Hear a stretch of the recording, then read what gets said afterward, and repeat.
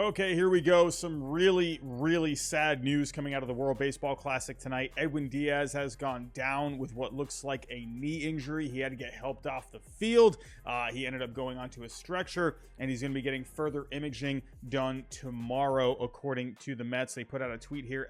Edwin Diaz injured his right knee after tonight's WBC game. He will undergo imaging tomorrow, and we will update when appropriate. So what ended up happening was Puerto Rico did the unthinkable, and that was beat the Dominican Republic and knock them out. Puerto Rico, along with Venezuela, are advancing out of that group. A lot of people were picking the Dominican Republic to win this entire tournament. A powerhouse of a team, a murderer's row kind of a lineup with the Dominican Republic, and Puerto Rico overcame that and got just an amazing win tonight, an amazing game tonight, and just a huge bittersweet ending. I mean, it's unbelievable. Honestly, I'm still processing it. It's been a couple of hours now, and it's still just absolutely crazy to me. Now, I love the World Baseball Classic. I just went to the Venezuela-Puerto Rico game this past Sunday night, and the experience of just being in that crowd was phenomenal. It was one of the best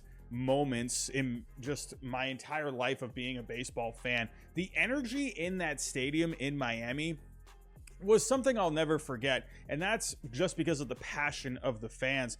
You know, for the World Baseball Classic, I think it's an amazing experience, an amazing tournament.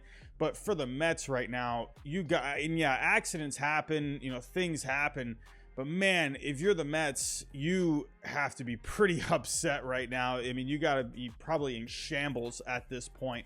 That's a different debate, whether or not you want to say the World Baseball Classic, is it worth this? I don't know. That's a different discussion on a different day. However, the discussion right now is Edwin Diaz and the Mets. If Edwin Diaz is going to miss the rest of the season, the Mets have got to do something, because this Mets team is looking really good this year. Edwin Diaz was a huge part of it. To me, obviously having Edwin Diaz on your team makes you that much better.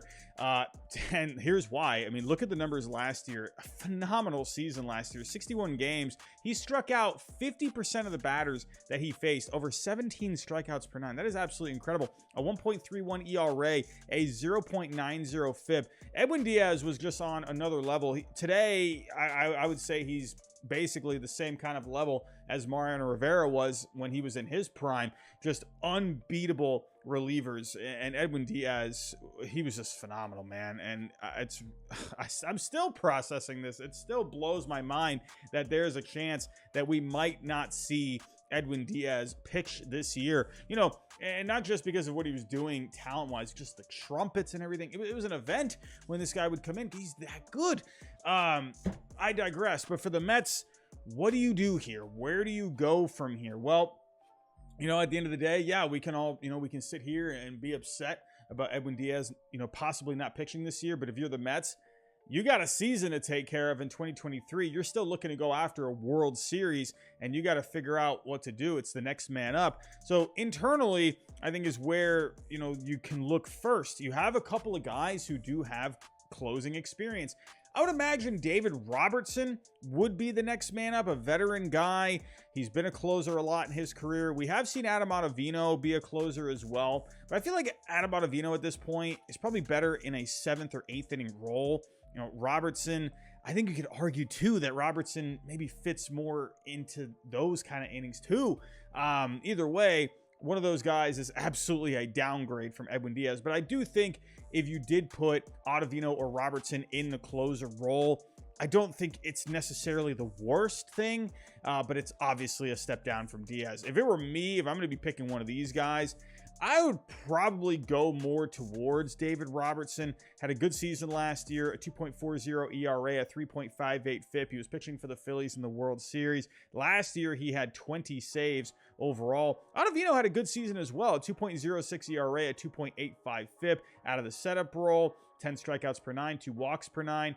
Now, I think you could also make that argument. Ottavino doesn't walk as many guys as David Robertson. David Robertson last year had just under 5 walks per nine.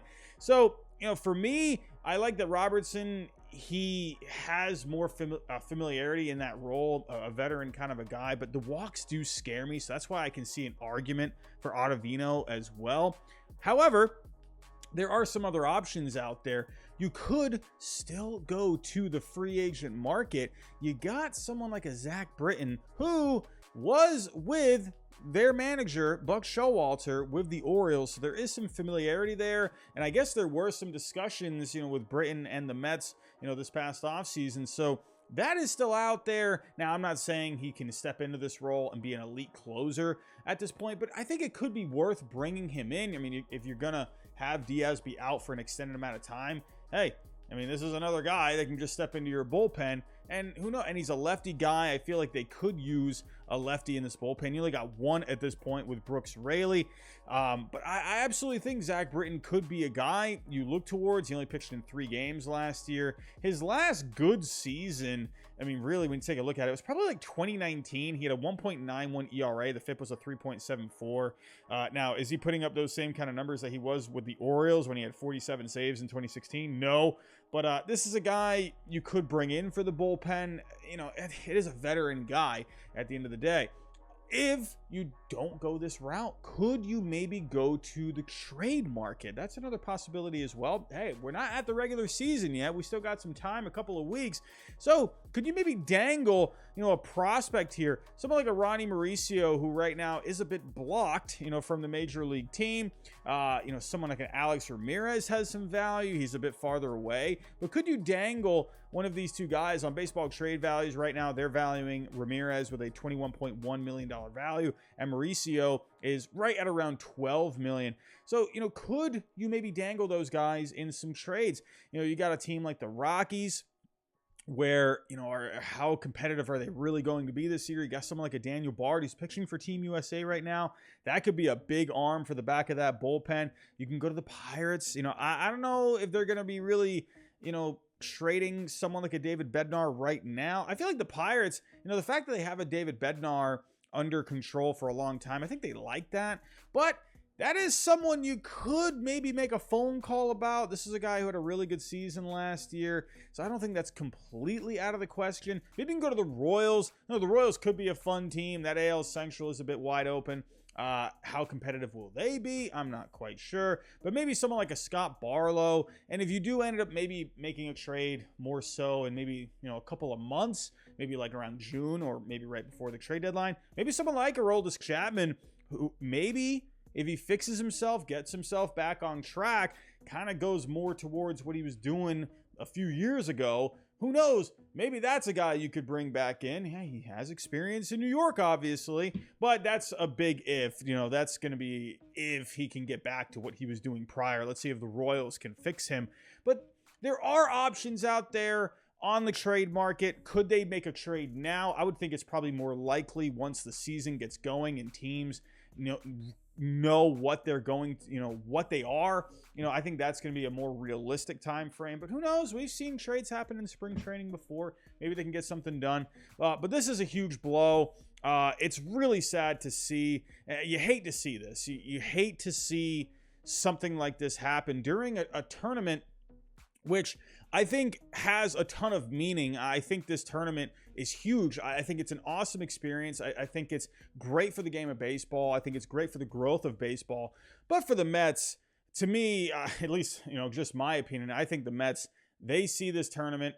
I don't think they think of it as completely meaningless, but for what they're trying to accomplish this year, for the amount of money that they've spent, I think you can argue that the Mets don't find this World Baseball Classic important in their grand scheme of things. I think for the, in the grand scheme of things in the game of baseball, I think the World Baseball Classic is huge.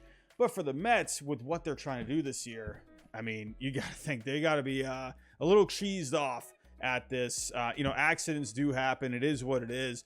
But Mets fans, I feel bad, because I would hate this if I was, if my Red Sox were, an elite team like this, and our best reliever just went down before the season even got underway, yeah, I'd be upset too. I think anyone would be upset.